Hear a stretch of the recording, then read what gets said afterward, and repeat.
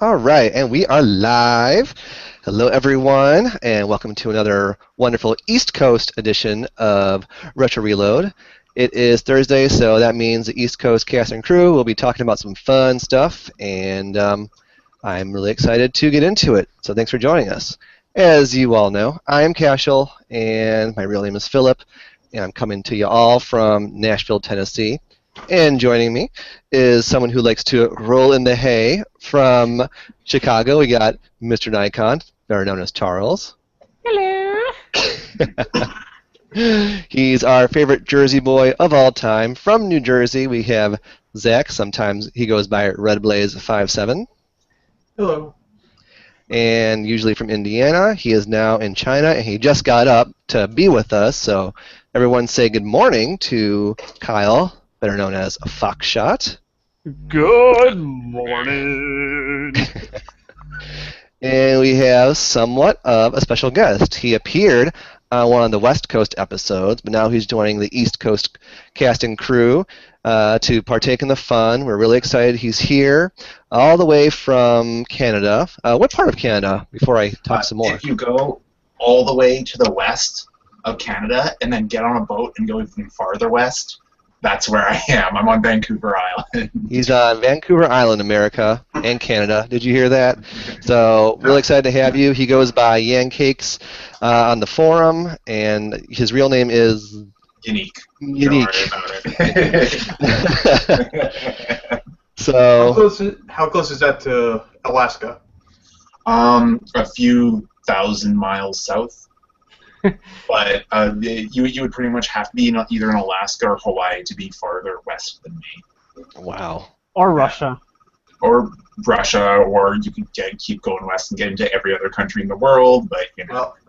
Well, I mean, There's a line for time changes and stuff. you can't really say that because we got Foxshot over there in China. Oh, yes. Yeah. Quick show of hands. Has anyone actually ever been to Alaska before, besides me? Anyone? Nope. It's beautiful. I've had a baked Alaska before. Those are okay. A little sweet, but yeah, Alaska's beautiful. So when you're done watching this podcast, book a cruise to Alaska and enjoy the lap of luxury. But that's neither here nor there. We got some. Pretty much all I know about Alaska I learned from Bob Ross. Nice. Okay. Nice. Bob Ross, Dick Prenicky has an awesome special where he just is like a misogynist living alone in a cabin, but it's great. He just builds a house in Alaska, and everything I know from Alaska actually comes from the tourists off the Alaskan cruises who stop in Victoria. Oh yeah, I've been to Victoria. Yeah, I've been there. That was nice. Yeah. And actually, I was there it was June, so the weather was nice too. Yeah, it's usually a little rainy, but was it raining? I don't think it was. No, it was a great trip. Highly recommended to anyone, and you can bring your portable consoles along with you as well, so you can still bring your games and whatnot. I know I did. But anyways, so hello everyone, welcome. This should be fun. The topic today is one that's gonna we're gonna get to know each other a little bit better. It's gonna. It's about Mr. Nikon's book. He's holding up right. No, it's. Are we holding up books again? We did this last time. Yeah, apparently we're gonna. Love this game. I don't even have a book to hold up. I don't even have anything book-wise. I have a checklist. This one here is about Richard J. Daley of Chicago, mayor of Chicago from 1952 to 1974. Oh my god. Mine's just an adaptation of Darkstalkers. At any rate, yes, we're going to learn more about it because we're going to talk about our favorite, not books, favorite video game series. Sorry to blow your mind there, Mr. Nikon, but we'll make it work. Take your act on the road. Oh, you're so nice. Cracks me up. So yeah, I think it'd be fun to get some new ideas to either add to the collection or see what everyone's favorite series is, and just kind of learn more about franchises that we may not know that much stuff about. So yeah, that's what we shall be talking about this evening. So, does anyone want to kind of lead it off?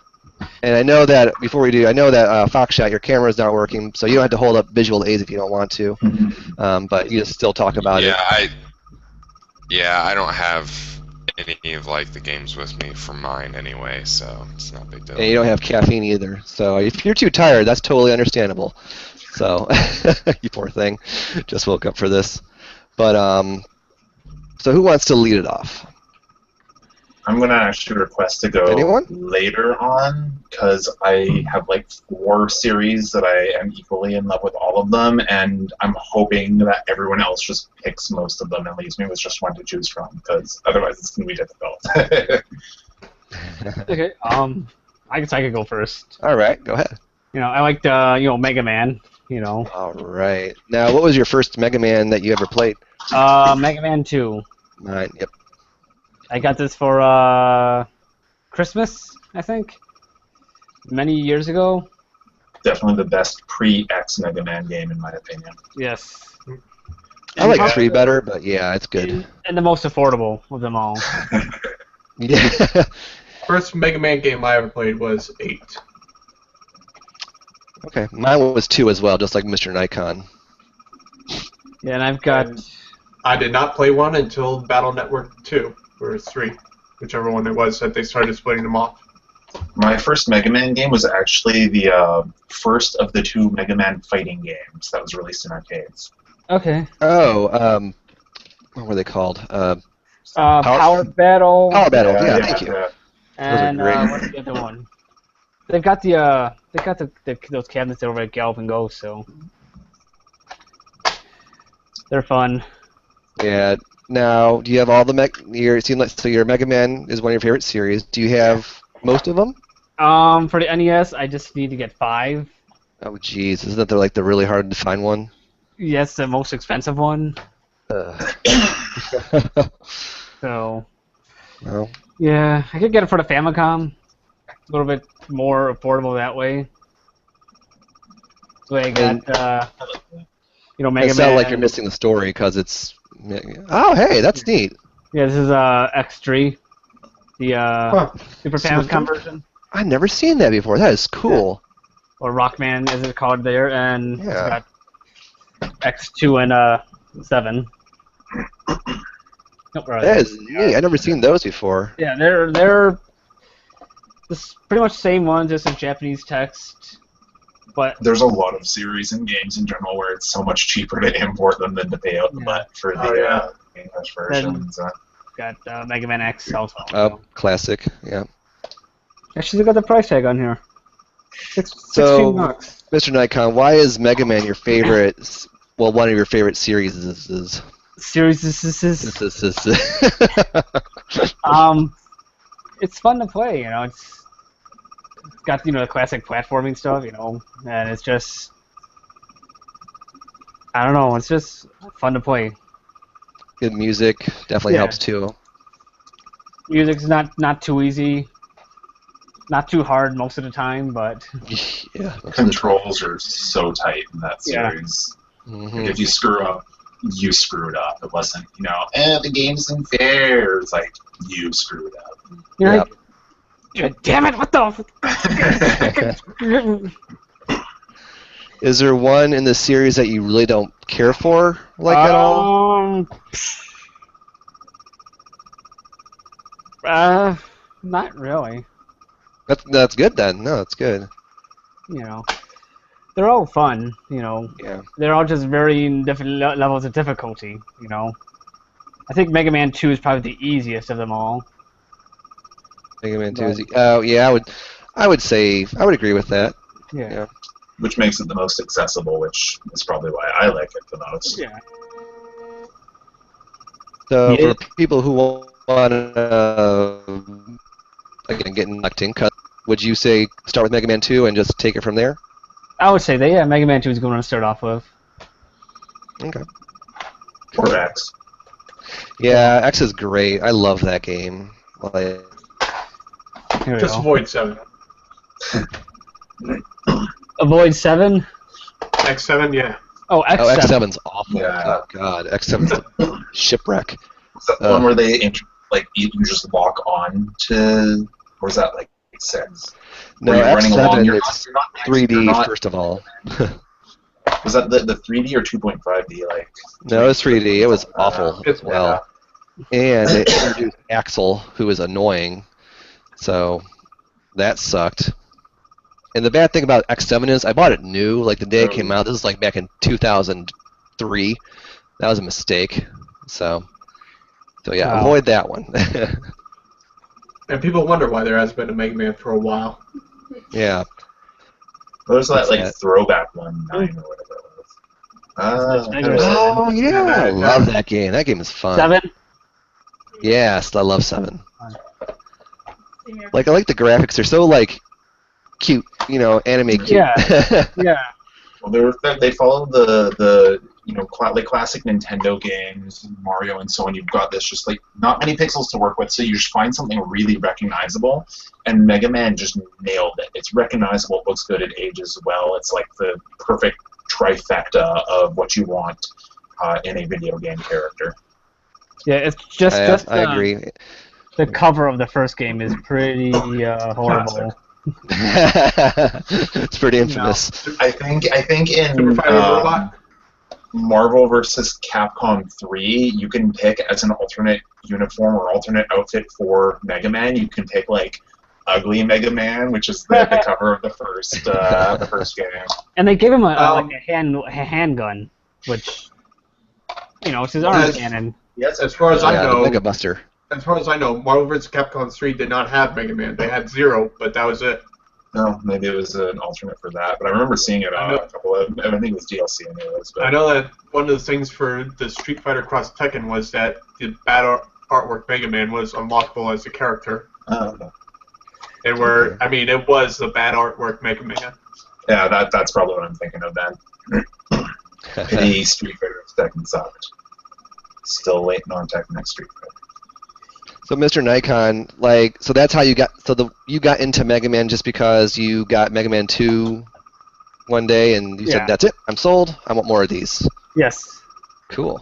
Yeah, that's But it took me years to start getting them again because back Ridiculous then. prices. Yeah. Back then, when they're new, it's some of these are like $50, $60 new. They still are, but But now you have a job and you are an adult. And you can spend your money on whatever you come along to. Yeah. Instead of spending my money on candy and stuff, I still spend money on candy. Yeah. I try to avoid candy because it has sugar, and sugar is bad for you, America. It's poison.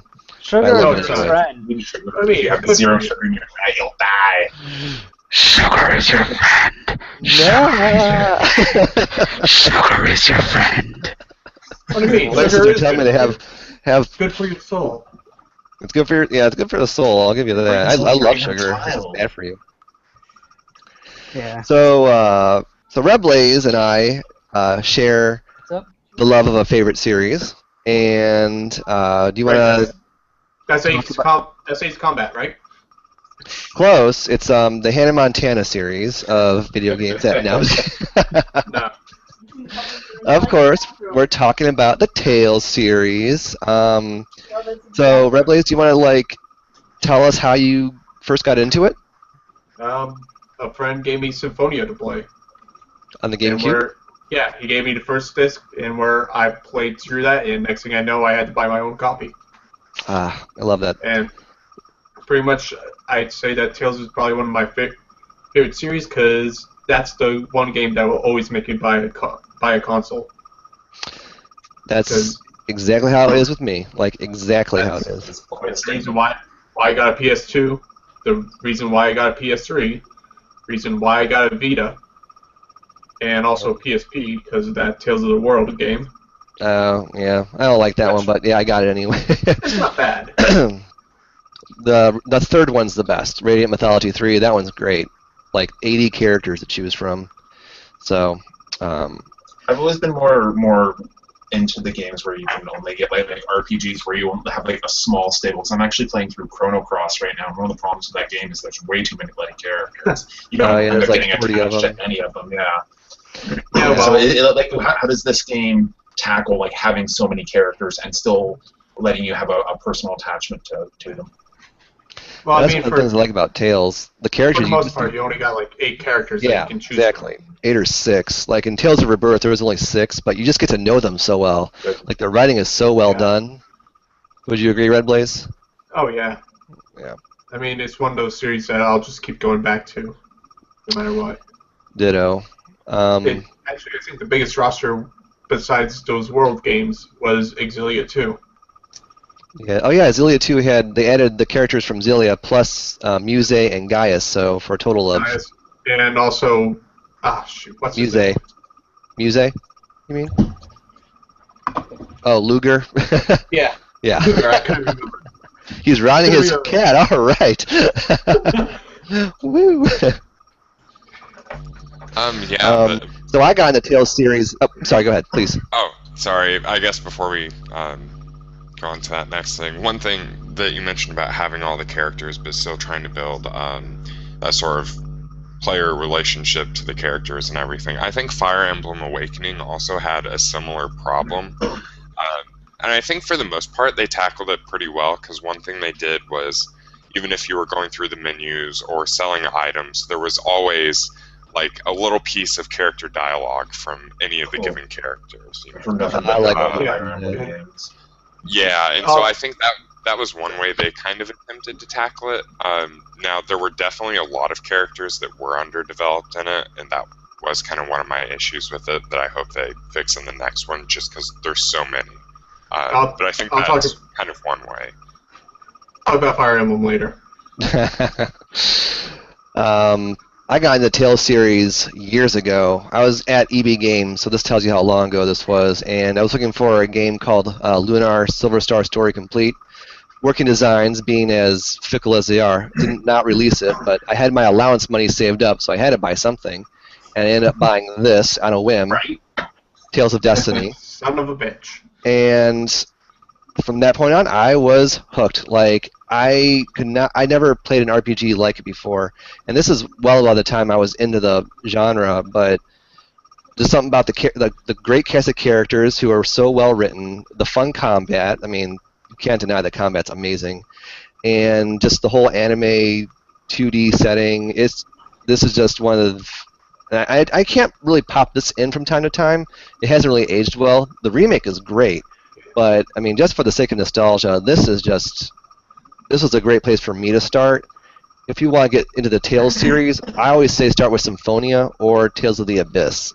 You know, the one bad thing about the Tales series, I think, is that as it progresses, it gets better, and as it gets better, it's harder to go back to the older ones. That's a problem with a lot of long-standing series, I think. Yeah, I could see that. I didn't have much trouble with the Symphonia, though. But I mean, RPG wind up with like having completely isolated stories in all of them, so RPGs tend to have a little bit more backwards playability like that. But I mean, once you get into like strategy games, sports games, action games, whatnot, it's always really hard to go back to previous entries once you've played the newer ones. Yeah, but I mean, you compare the style of Exilia to even just Symphonia. Yeah. Or Tales of the Abyss. It's completely different. Yeah, but that said, they're still great games. I mean, I didn't have much problem going back to Symphonia when it came out in the PS3. Oh, I did. It dropped the frame rate, actually. Oh, that's nah. I didn't even notice it until the one dungeon in there, the mine. In Teteala. Yeah. Yeah. Especially the one moving cart. I mean, that didn't bother me. What did bother me though is that they didn't implement modern day changes, like you can't skip scenes, you can't speed up text, stuff like that. So it made getting that platinum trophy a real pain in the butt. But I love Tales, so I did it anyway. I hate when you can't speed up text. Yeah, like it was. I'm insane. I've seen this before. Hurry up. But Yes, yeah, I know they kidnapped him. Come on. That kind of thing in old RPGs is one of the things that bugs me. But not being able to mute music really bugs me because I love RPG music. But sometimes, like if I'm playing in the room with like my wife and she wants to like watch her own thing or listen to music or something, she doesn't mind the sound effects. But Yeah. having the music winds up just kind of being really dominating in the room. I hate they can't mute and old stuff. Yeah. But that's my biggest issue with old RPGs, along with not being able to speed up text or skip cutscenes. Sure. Yeah. The thing with the Tales series is the music in a lot of them isn't that great, but so sometimes I'll just play like an older title on mute and we'll watch something else. But yeah, if you want to get into the Tales series, I recommend starting with Symphonia. Red Blaze may have a different recommendation, but that's just me. It honestly, like I said, it's easier to get into the newer ones, so I'd actually start as new as possible. I guess right now Exilia. Alrighty, cool. And again, that's probably my favorite one out of the series now. Oh yeah, I didn't say mine. My favorite would be, oh geez. Especially, it used to be Symphonia, but then you start realizing how much of an idiot Lloyd is, and it kind of ruins it. Yeah, Lloyd's a doofus. I think my favorite would be either Hearts or the real version of Tales of Destiny 2. So. My cat's reminding me that I haven't fed her, so I'll be back in a second. Alrighty. Well, while he's away, Foxshot, unless there's more you want to talk about Red Blaze with that. Alright, Foxshot, what about you? Oh, Red Blaze, were you going to say something? I guess favorite character of Tales is definitely Yuri from Vesperia. Yeah, Yuri's a badass. I'm not sure who mine would be. Well, I'll think of it eventually. Yeah, so I guess obviously I would just pick my series as the Megami Tensei series. So there's a lot of games I like that I've played and stuff, and especially the way I collect games. I haven't so much since I've moved really bought anything, but usually the way I collect games, I'll just kind of go out and buy some stuff and try it.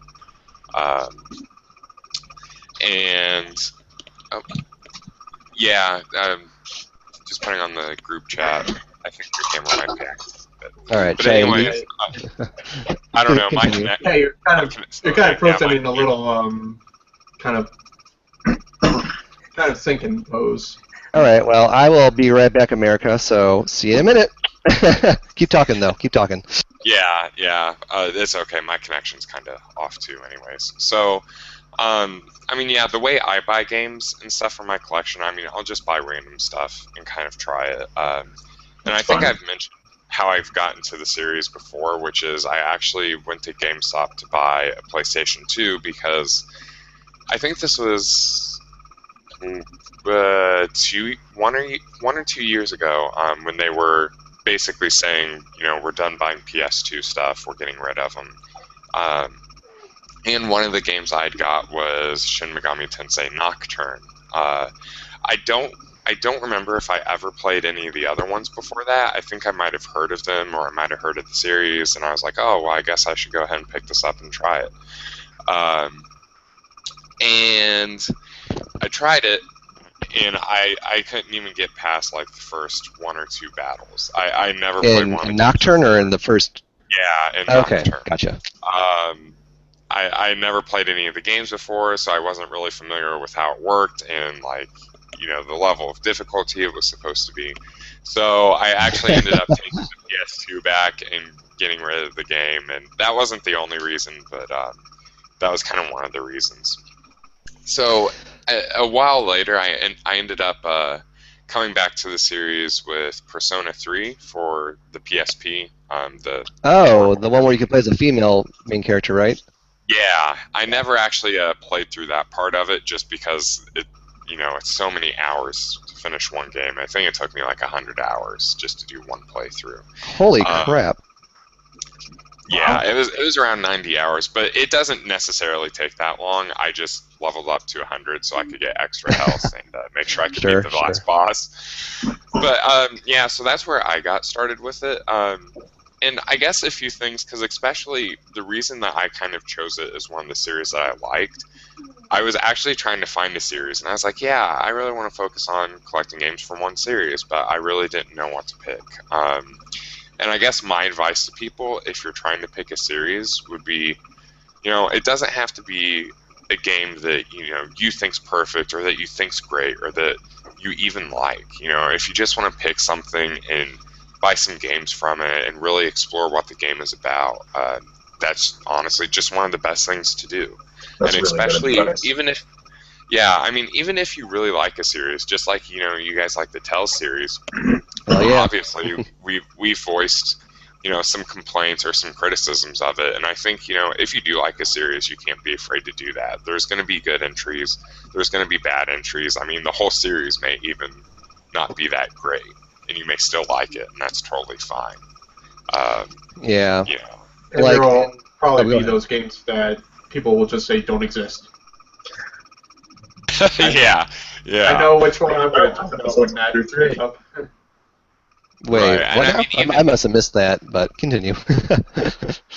I must have missed something. So, Yeah, I mean, even stuff like Mario, Castlevania, Zelda. I mean, everyone's going to have some kind of complaint or criticism about at least one game in the series. So, don't pick something because it's like a flawless series. That's not what having a favorite series, I feel, is about. It's just about picking something, that interests you, or maybe you want to learn more about it. that's a good way And to look at it. realistically, if a series has a lot of games, like you mentioned, the likes of Mario, and there's probably 100 Mario games at this point, they're not going to make a game for everybody every time, and sometimes there's just going to be a stinker, and that's the way it is. Oh yeah, honestly, I mean, with Mario 3, I am not a fan of it because it feels slippery to me. There you go. Yep. Yeah. Mario 3. But it's Not every game is different for every strokes for different person. folks. And What can I say? I was talking with a friend earlier, and he's not a big fan of Metal Gear Solid, but as soon as they announced that Metal Gear Solid 5 was going to be open world, he was like, I'm in, I'm all in, and most people really like open world games. I don't. As soon as they announced it was open world, I was like, oh. Womp womp. that's kind of Yeah. That's how your shoulders slump like. When you got shoulders this size, they slump really noticeably. Actually, it's funny that you bring up Metal Gear because I never played a Metal Gear until Rising. Just I because that's a platinum game. Yeah, like I tried to play one of the PS1 games, like the first one, I think, and it just Yes, one. Yeah. yeah, I couldn't really do Same. that. I think so. The first one I've really played has been like the PSP releases and the what was it, like 4 or something on the PS3. I Which don't is know. I funny think it was because the fourth first one, Metal Gear Solid for the PlayStation 1, is the only Metal Gear Solid game that I really love and regard as like a personal classic, whereas I don't care about any of the other ones. Yeah. So, I mean, yeah, and that's one of the things I've liked about learning about the Megami Tensei series is just getting to actually, since I didn't know a lot about it, like getting to kind of explore the artwork, listen to the music, learn about, I mean, they've made several different kinds of games, like tactical RPGs, Oh yeah, regular Devil Survivor, is that what it's called? Devil Yeah. Survivor Actually, still has they had I think it was Tokyo Montagari something, Moku Shiroku or something, and I think that was actually, there were 1 or 2 tactical RPGs that were like SNES or Sega Saturn or something like that. So there were actually, I think, a few tactical RPGs before the Devil Survivor. And it's not even just in the game genre range. You're looking at the only one of the games I put much time into was Strange Journey, which is a completely different setting from any of the other games too, because you're usually in an urban setting in Japan. You're frequently high school students or whatever, and this is like a military organization, exploring this weird rift, and it's a completely different setting and atmosphere than any of the other games. And then Yeah, there's, and I mean, I Mm. haven't there's put a Demikins. lot of. Yeah, there's also the Game Boy ones and everything that are way Oh different. yeah, there's Yeah, I one that's forgot- I like really forgot hard to about those. find. Oh, what's it called? Like Revelations, I think it's called for the Game Boy. I know it's part of the SMT series, but oh shoot, what's that I don't called? know. I think most of them, at least like the Japanese original versions, you can usually like find on eBay for actually pretty cheap. I mean, I got one of the Game Boy games for like Yeah. $5. If you speak Japanese. Uh, This ain't Yeah. Mega Man when you're importing things. You need to speak the language to import those. You know what? I got both Soul Hackers and like one of the original Shin Megami Tenseis on the Saturn, and they're both Japanese. Just cause. yeah, Soul Hackers was one of the ones on the Saturn, I think, and they re-released it on the 3DS. I've also got Front Yeah. Mission 3 for PlayStation 1 in Japanese just cause. Like, I can relate to that. Yeah. I Well, actually aren't got tactical Gunhead. RPGs pretty linear though? So if they're in Japanese, you could probably follow along, like at least like with what to do next. No. Because I I can't mean, figure when it you out. start getting into battles and stuff, if you have Oh. to use like read text for the attacks, I mean, you can. You start I getting don't know, curb like stomped. Persona 3. Well, here's the problem. Like Persona 3, you could probably make it through the battle system if it was in Japanese, but you're going to be missing all of the story, which is The I mean, point not, of an RPG not, yeah, usually. not so much Well, half the the point. plot, but the kind of personal stories. Yeah. Yeah. I mean, yeah, it's been fun for me to get into the series just because I've had a chance to just learn more about stuff and kind of learn to appreciate what it does offer. So don't be afraid to get into a series even just to learn more about something. It's fun. So I guess most of the games, History. kind of So- depends. Yeah. I mean, there's Like, lots there's of a it. lot of history Did it out for a with while. Yeah. Yeah, So if you're looking to First get game was into like Super Famicom. I the think original so. Megami Tensei, I think it might have been Super Famicom. I believe Yeah. so. Yeah, because I don't think it wasn't the original yellow disc. It was like a black cart. So I guess that would be Super Famicom. But most of the games, if you're looking to buy stuff for the series, if you actually get the PS2 titles, I mean, you can buy them brand new for like $15 if you want them brand new. So those are pretty cheap to get into.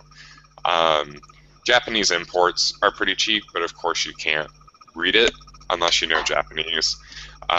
Or fan translation. Yeah. That's I hate doing that. I've always hated that. But that's just me. Yeah, me too. Now, some That's of actually the one of the reasons why I got a Retron 5. which that if you don't mind fan translations, personally, I don't like them just because even professional translations sometimes have problems, and fans will point things out that like sometimes translators like totally choose not to do something or whatever. In So Final Fantasy VIII in Wait the a Japanese second. version, Are you Squall talking wasn't about? the whiny asshole. In the American version, he was. That's how different the translations can be sometimes, even when there's professionals doing it. Are you talking about like a fan translation, like being, excuse me, like right in front of you, like this, or like a patch, like a No, translation like a patch? cat. Oh, that I'm all for. I'm all for that. No, not reading a book and What if- This though Whatever makes it is not easiest. fun. The old days before there were patches. before I had to do there that was with Tales of Rebirth. 8 GB updates. I'll be honest, I could not imagine trying to do that with like a Soccer Wars game, having just a sheet of this stuff on there. Like, what am I supposed to answer? What? Well, I mean, when I played Answer. Oh, I missed it. Oh, when I played Tales of Rebirth, and when I played the real Tales of Destiny 2, which is my favorite, I had to do that because I didn't know much Japanese at the time. So it was like, oh, this, into this, then this, okay, and then this. She said what? Then back to this. It was. I'll never do that again. Like, okay, that's it. I'm buckling down. I'm learning this damn language, and it kills me. So. And honestly, I'll admit that sometimes the translator versions do stuff that actually makes it a little bit better. Like with Bravely Default, they upped the age of some of the characters and took out a few of the sexual innuendos. Wait, they both upped the age and took out sexual innuendos?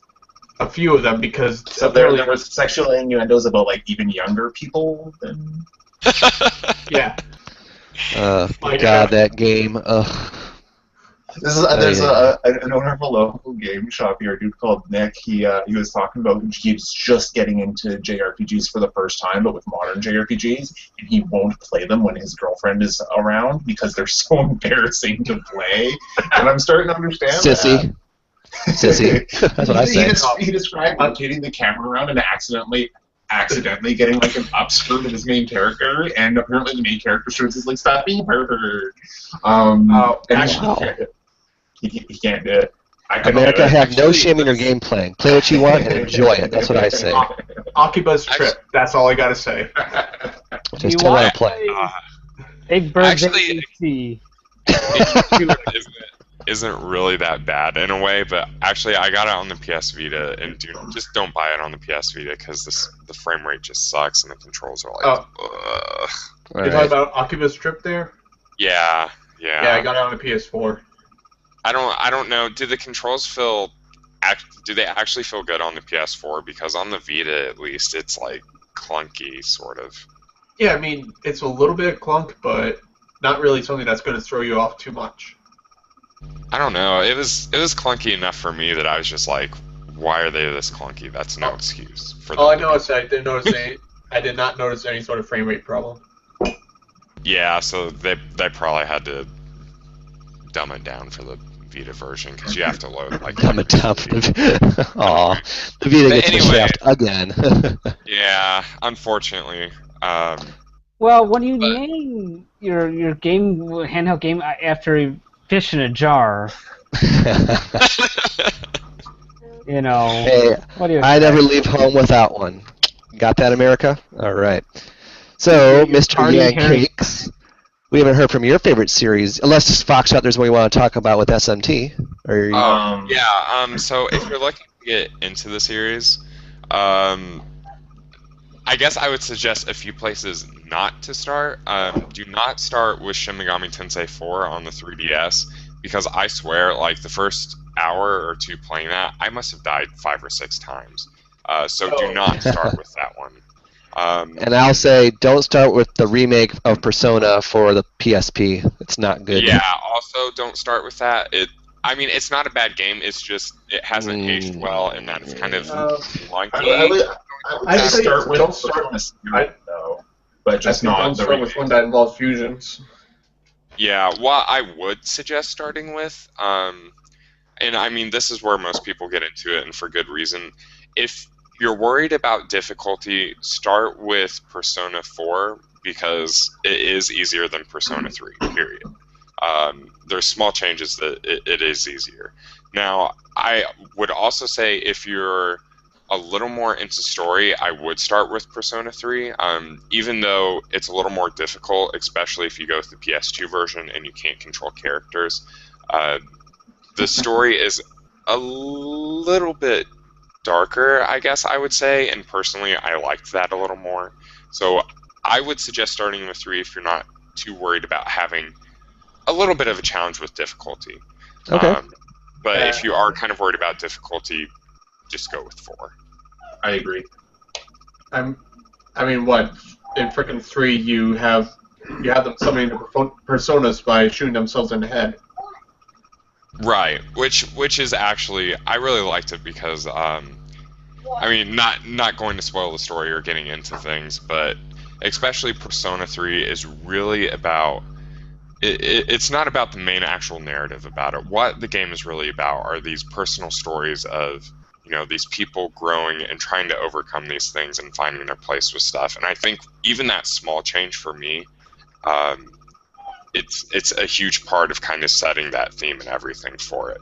And again, there are kind of problems with difficulty because you can't control the characters, and that's why I was glad I did start with the portable version. Even though you don't get a little bit of content there, you can control characters, and that becomes important in boss battles. But other than that, I would recommend 3 over 4 in general. Right on. Cool. Well, our special guest, I think it's your time to shine and tell us what you consider your favorite series and take it from there. I've been thinking about it because, like I said earlier on, I've got basically 4 series that are all more or less equally placed in my heart, and I was hoping someone would mention one of them, and none of you buggers did. Well, I mean, I still have 2 to go over, so. Yeah, I was thinking either Civilization series. Yeah. Well, I almost it's second for the amount of hours put into a series for me. Then I was thinking NHL because I probably put more hours into NHL than anything else, but I don't really have anything fun to say. do you play hockey? Do you play hockey in real life Oh hell no! at all? No, I'm not Canadian. I watch hockey. Canadians NHL. watch hockey. Yeah. What do you I like like Stanley Cup. I'm a huge Canucks fan, but Nashville Predators are my second favorite team. I love them, and I love The You said Nashville. I've Nashville been there. Predators? Yeah, Hey! I love the team, and I love the city. When I went on my honeymoon, I've got a lot of friends in the South in Alabama, and I actually spent a month on honeymoon, and the last week was all in Nashville, and it's a gorgeous city. We were in a hotel right up the street from the rebuilt Parthenon. Yes, Centennial Park. Was there. It's a beautiful city. With super friendly people, and it is a great hockey town because I was wearing my Canucks jersey, my Canucks jersey all over town, and I'd be walking down the street, and people would be like, yeah, hockey, yeah, Canucks, yeah. And I had a great time there. It's Southern hospitality, just so you know. And I'm not even from the South. I just live here. But you're always welcome back anytime to Nashville. Nashville. Go Blackhawks. And then Go Devils. How was So how was- NHL, Civilization. like, the Devils just lost what made them, as far as I'm concerned, by losing Lula Morello to the Leafs. But there you go. After Civilization, I was like, and NHL, I was like, Wasteland / Fallout / Arcanum. I love those games. They have better writing than any other game I've ever played. But I've got to go with the game that I literally have like emblazoned on my body, and Legend of Zelda. Okay. I had been I first played it when I got my first NES when I was 5 years old. Up to that point, I'd only played PC games, and I got. I don't know what you need. I got Zelda at 5. I think I was 5. Might have been 6, and it taught me how fun exploring in a game can be. I spent hours, and this was pre-internet days, obviously. I spent hours using the candle on every single bush that I could find for secrets. My dad loved it too. We played it together. At first, we would alternate. If one of us died, we would hand the controller to the other person, but eventually we got good enough that we rarely ever died, so we just took turns like a civilized family, I guess. So wait. Yeah. You took turns with your family, and so someone died, then you hopped in, and so on and so forth. And I love that. That's great. Eventually, we just set a timer for 15 minutes because we got so good and never died. As an aside, actually, because of the candle from Legend of Zelda, I habitually call torches in Minecraft candles. That's how much Zelda has seeped into my mind. Yeah, I mean, personally, Zelda is also one of my favorite series. I was also going to mention that.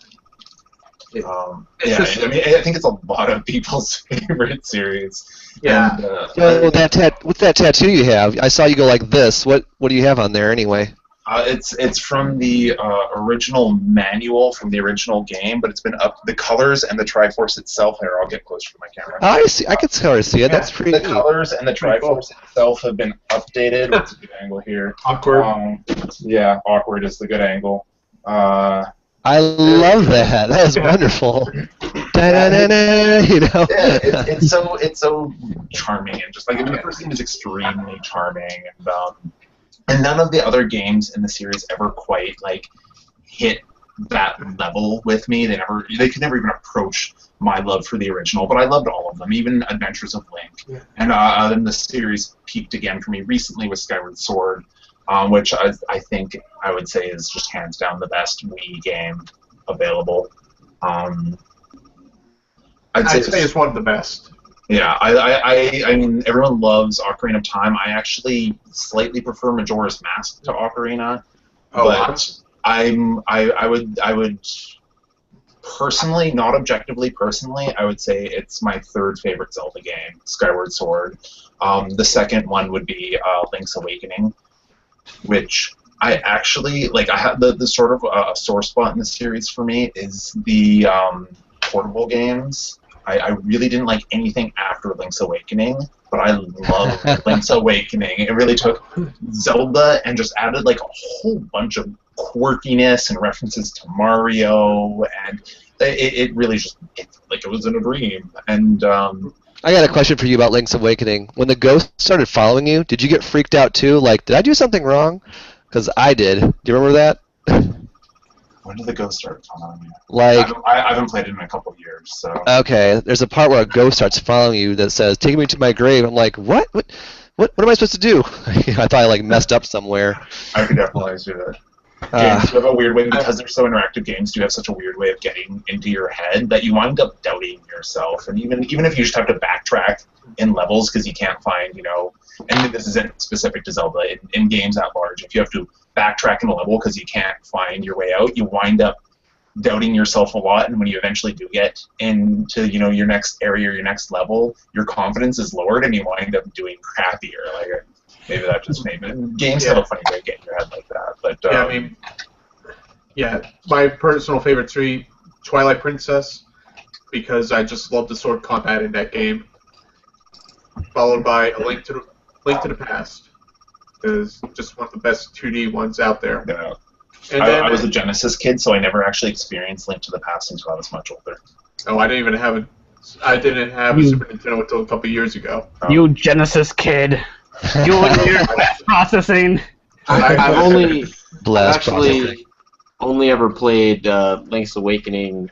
I beat half the game on the Game Boy Advance. But yeah, I never played it on the Super Nintendo, and I still have yet to ever finish that game. It's one of those.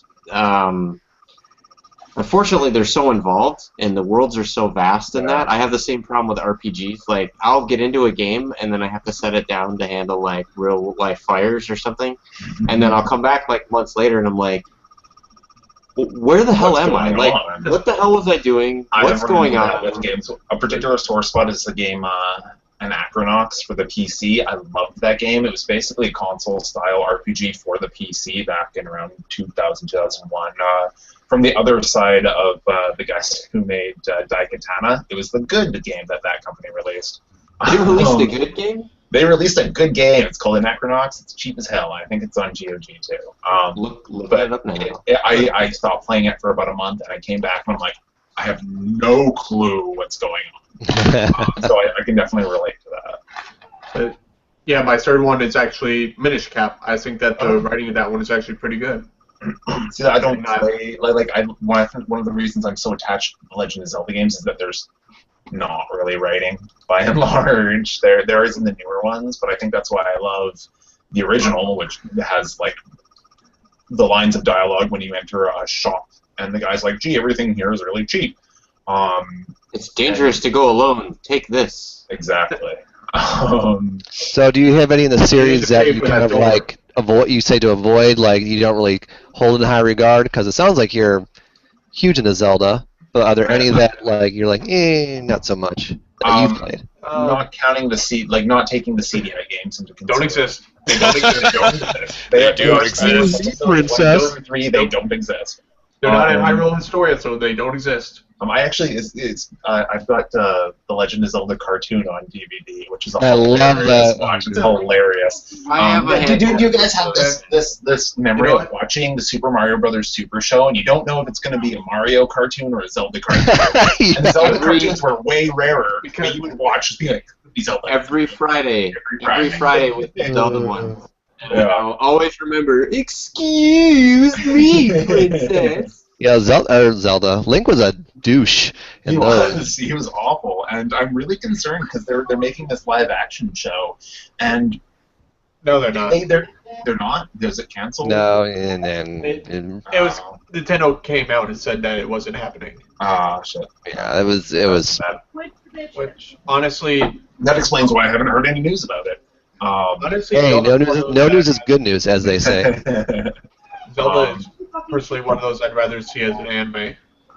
It's one of those things I wouldn't want to see as an anime or a live-action show, because then they have to ascribe a character for Link.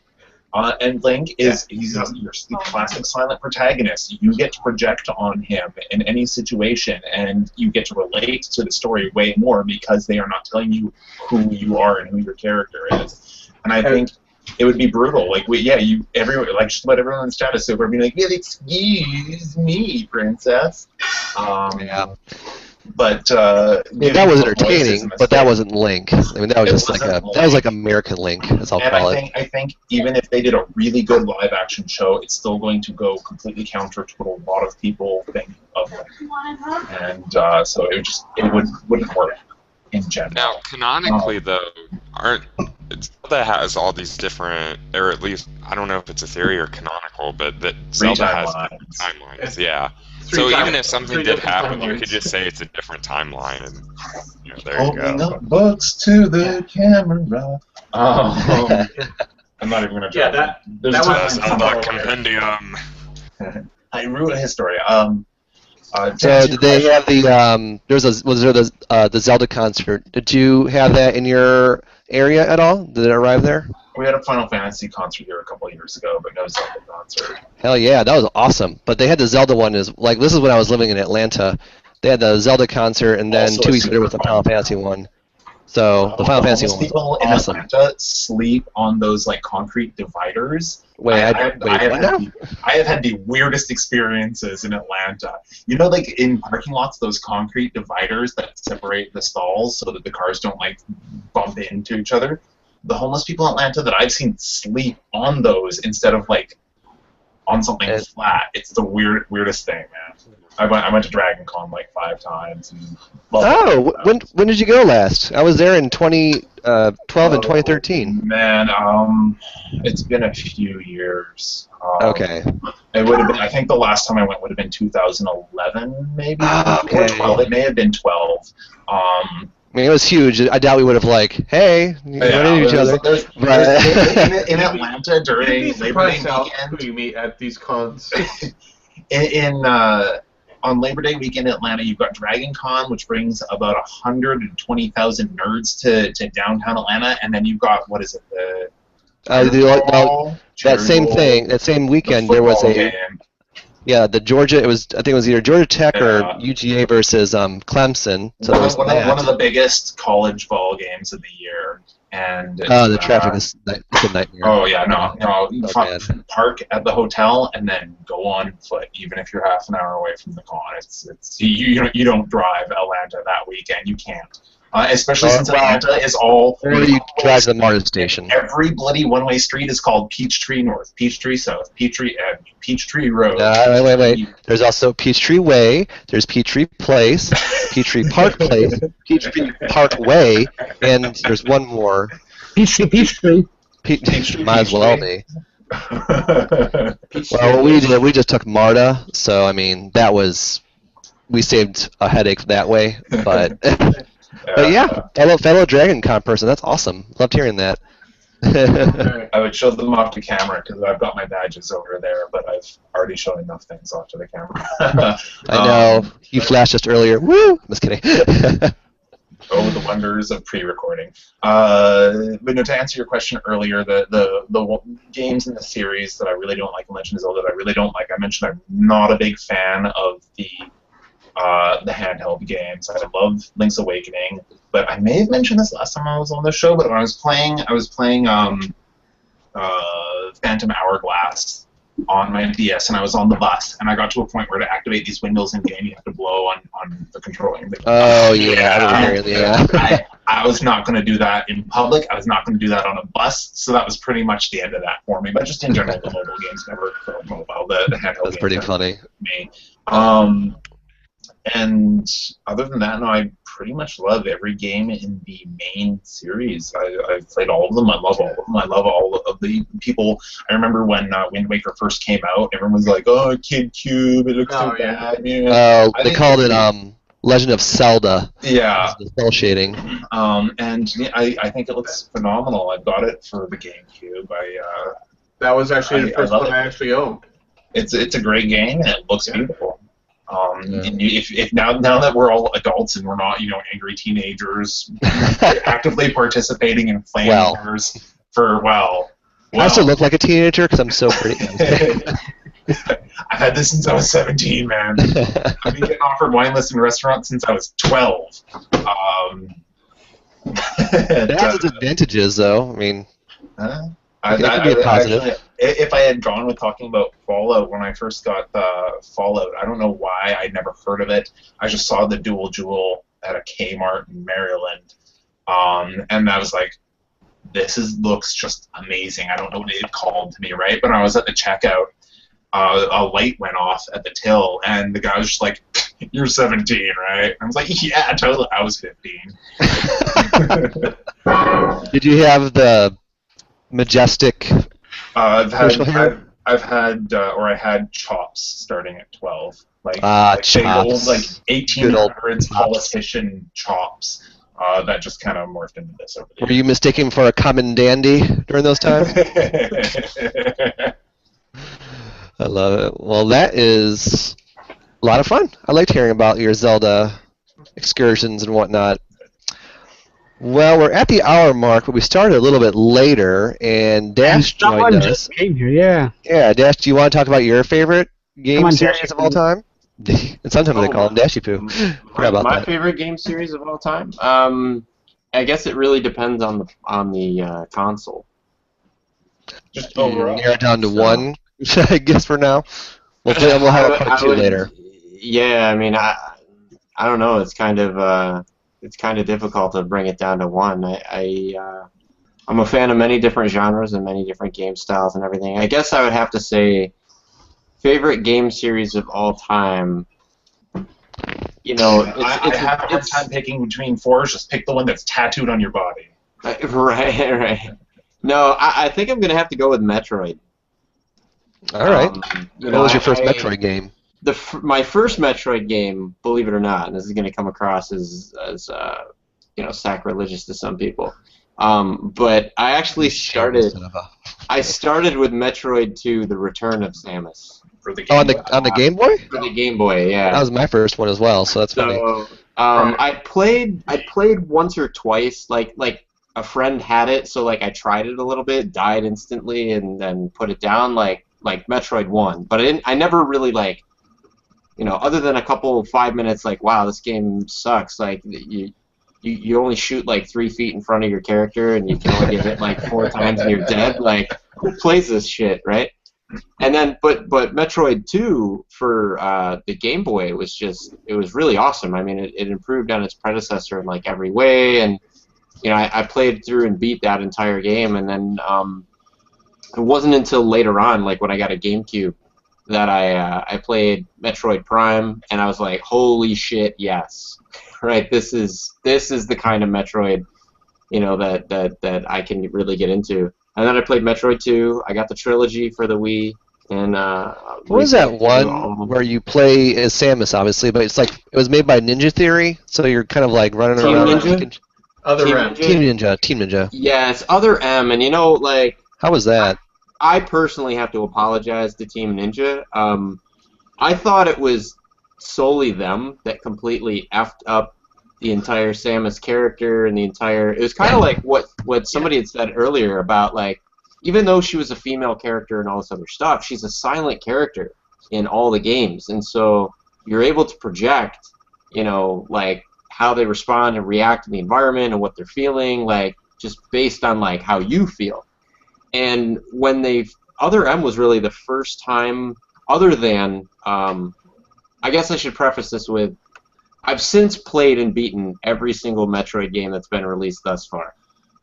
So in the last, like, basically year. This year I said I'm going to play through every single Metroid game that I haven't played and beat it. And so I've now played every single game, and Metroid Fusion started this trend. But Other M really put it over the top. They started characterizing Samus and giving backstory about Samus in a way that really watered down her character, really diluted her strength as both a female and as a protagonist. And they started to paint her as kind of this like whiny, insecure victim of circumstance. And it just that drives me nuts. It was just in stark contrast to the strong female heroine that a woman shouldn't be strong unless she is being strong in relation to something that happened to her. Oh no! That's not even the worst. That's not even the worst of it. Actually, that started with the Metroid manga. Yes, I was gonna say, yeah, you're absolutely right. The Metroid manga, like I read that because there's an English translation of it. I only read a couple of pages, actually. Unfortunately, I read the whole thing, my friend. It does not get better. There's a reason why, like, John Woo was supposed to make a Metroid movie. There's a reason why he said, "F this shit, I'm getting out." Right? Like, I can't. No, I'm sorry, I can't. There's a reason why we haven't seen a translation of that, but yet we've seen one of the Legend of Zelda manga. Right. So I think the Legend of Zelda is actually pretty good. But Nintendo, I keep seeing it in the store and just being like, I can't. I'm gonna hate it too much. But this is really good. No, it's pretty this solid. is the one I think. No, it's pretty solid. But I think the past one. You know, I think the deal is, like, Nintendo seems to do pretty good with fantasy, but sci-fi, I think, you know, it shouldn't surprise us, because Nintendo's all about fantasy, right? But I guess where we got kind of surprised was Metroid was introduced to us as hardcore sci-fi, and then the more we find out about the backstory, it's more like, you know, Sci-Fi Channel sci-fi, and less like, you know, the hardcore alien sci-fi that we thought it was. Oh, it wasn't like Sigourney Weaver sci-fi. It was like the first Metroid games sci-fi. Sasquatch Mountain sci-fi. The first Metroid games were legitimately claustrophobic, which is Alien. No. But yeah, I Yeah, guess so. Metroid Zero Mission, by the way, anybody that hasn't played it, Metroid Zero Mission is how you do a friggin' remake. That game is effing awesome. It is. Yeah. There is no need unless you're a diehard nostalgia fan. I own the original Metroid for NES. I have zero intention of ever playing that game completely through. I just have to own it because it's part of the collection. And Zero Mission's a remake of that? Is that Zero Mission is a remake of it for Game Boy Advance. Oh, I didn't know that. Okay. Because I think that's on the Ambassador program. Yeah, I mean, imagine. No, that was Fusion, I believe. Oh, it's Imagine- Fusion? Yeah, Fusion was like the first game. Yeah. One. So imagine, like, the folks. Imagine that they took a look at Super Metroid and went, "Holy shit! You know what? This is what the first Metroid should have been like." And then they went back and remade the entire first Metroid as, like, you know, a love letter to Super Metroid. I mean, it's really spectacular. The graphics are spectacular. Sound is spectacular. The level design is absolutely awesome, and and when you think you've beaten the game, this is the only spoiler I'll give. When you think you've beaten the game, you still got at least 2 to 3 hours of gameplay left, and it's all new and all original, and it's just awesome. It's a really good game. There's a reason it's still $30 on eBay for a Game Boy Advance game. We're up to what your opinion was on the new Metroid game announcement that so many people are petitioning against. My opinion of it? Yes. Now, I'm not usually one to join with the haters, but Nintendo, if you're watching... Which they are, America. Which they are. God. So, yeah. What the heck are you thinking, releasing a Metroid game that doesn't have Samus? If it doesn't have Samus, it is not a Metroid game. Unless it has It's a Capcom. spin-off. Come on. It's a Aw, spin-off. thanks, Mr. Nikon. You know, honestly, I'm not pissed off about that game. Seriously. It's just a spin-off. That's all I see it as. Well, right, but I mean, the time and the attention... series isn't they- called Samus Aran the series. It's about Yeah, Metroid. and Doki Doki Panic wasn't originally a Mario game, yet they added Mario in it. Well, let me put it this way, right? Since the Wii, right, we've had a drought of really good Yeah. Metroid IP, Trust me, I'm a Metroid fan. Right. I know this. and to know that they're spending all this time, right, investing in the franchise, right, for like to tell these side stories when they're still starving us with like main story. There's stuff that they left off on in Metroid Prime 3. There's stuff that they left off on in Metroid Prime Hunters, right? Continue those storylines. Don't become lost and develop like a dozen other tangents, right? Just keep. My bad. You know, if they had like a Wii U version that they were working on that was in progress, etc., I could entertain, you know, all these other spin-offs and stuff. But Nintendo does not have a lot of resources to throw around. So to throw it around on spin-off stuff when people really want the main meat and potatoes seems to me kind of. Nintendo does actually have quite an extensive resources, but I think Nintendo is just learning how to release holding pattern games.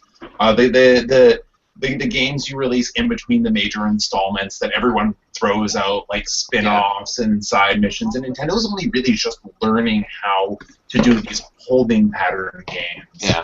I guess. And they haven't really figured out like the pacing for announcing main games and holding pattern games and so on. Yeah. I mean, it could be a solid game. It might be a game I go back and pick up retrospectively, but I guess this is what's got me more excited, right? The concept that games like Super Mario Maker, if it's successful, could become a franchise in its own right. I want to see a Metroid Maker. That would be badass. I want to see a Zelda Maker. That would be absolutely awesome. If you're Mario gonna do Maker actually interests me stuff, because there are so many. Okay, it's different, but there are so many fan-made hacking utilities for really easy to use click and drag Mario Maker, Zelda Maker, and so on. I've played around with a Zelda Maker. I don't have the time to put into it because it would take hours and hours and hours, but it's easy to use. So Mario Maker wasn't that exciting an announcement to me, aside from the fact that you can share your levels. But I mean, you can post levels that you make with like a Mario Maker ROM hacking app on the internet. Guys, let's As interesting as this all is, everyone, we probably should start to wrap it up. Although I'm enjoying hearing all this. So let's not be too hard on Nintendo, though. Yeah. I mean, they've only been around for about 30 years, and they still don't know how to give us the correct amount of amiibo. 115 years. Yeah, 115. No sympathy. Give me Metroid on the Wii U. I want a Metroid Prime Wii U game. Nope. give me Metroid or give me death. Give Not me death, Metroid. But Hey, it gives me. Come on, hey, let me talk. They actually said that most likely the next Metroid game was going to be on the NX. So, So we got at least late 2016, probably 2017. They didn't say that. They said that they were going to leave it up to the developers as to which platform would be most suited for a new Metroid game. And They're the developer of Metroid. outlets have speculated that means NX. I haven't seen any. I haven't seen a Nintendo spokesperson officially quoted as having said that. I could have sworn I saw it. Ooh, Lord. This is getting intense for me. That's okay. That's cool. If you find that, by the way, post it as a link down in the doodly-doo. And speaking of which, Mr. Nikon, do you want to do the honors of wrapping this up?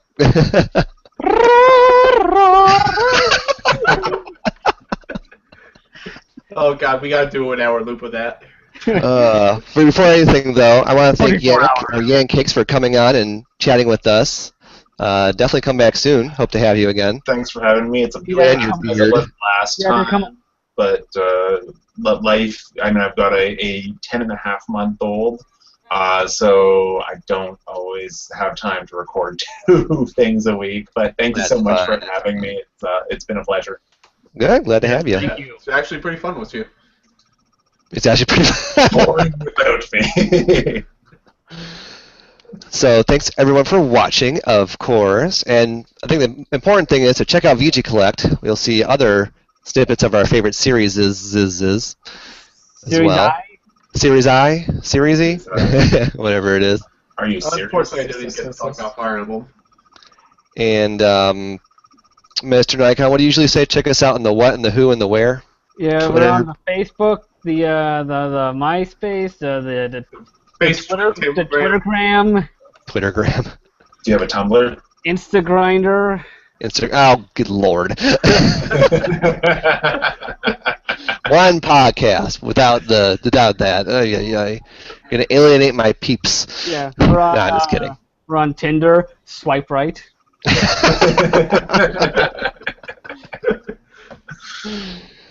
And our pets will be on, Tinder for dogs. So, yeah, Ooh, follow, I have that. subscribe, and like, comment,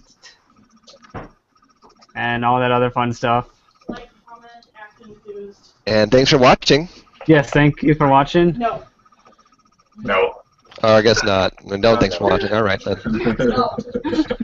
All right, cut this broadcast like a bad haircut. Let's get Good this night. done. No. Thank Bye, y'all for everyone. watching. Good night. Thanks for watching.